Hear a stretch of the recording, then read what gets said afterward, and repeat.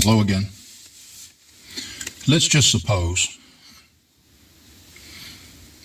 that a good old boy named Charlie gets killed. And we wonder what's going on. Who did this? Why did they do this? But there are things laying around that give us some information, a hint.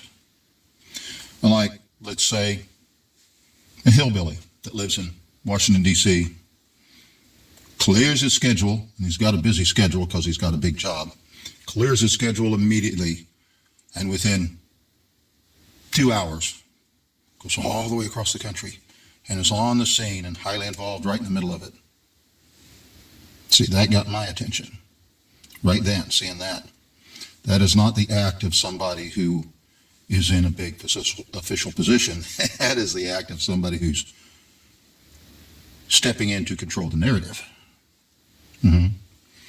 Now, this particular hillbilly, being a disciple and puppet of Peter Thiel, is part of the hillbilly mafia. You say, who's the hillbilly mafia?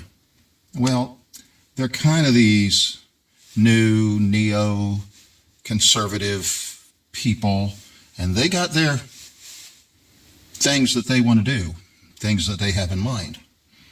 And Charlie had already stepped forward and gotten in the way of those things that they had in mind, like war, and had spoken against them and showed great force in interrupting their plans. So, just like out of the old storybooks, with Johnny Fitzgerald and what happened to him, and needing to come up with a patsy and all this arranged in advance, and then the so-called murder weapon, which couldn't be found by several bomb-sniffing dogs, and a certain group of, freaking bunch of idiots show up, and within 2 or 3 minutes they find it. They found it because they walked in the door with it. I mean, give me a break. Now, Ronald McDonald, he's the redheaded guy, that's the hillbilly's boss. He would be totally in the dark about this because, after all, he's a redheaded clown. And the hillbilly mafia really doesn't need him involved in it.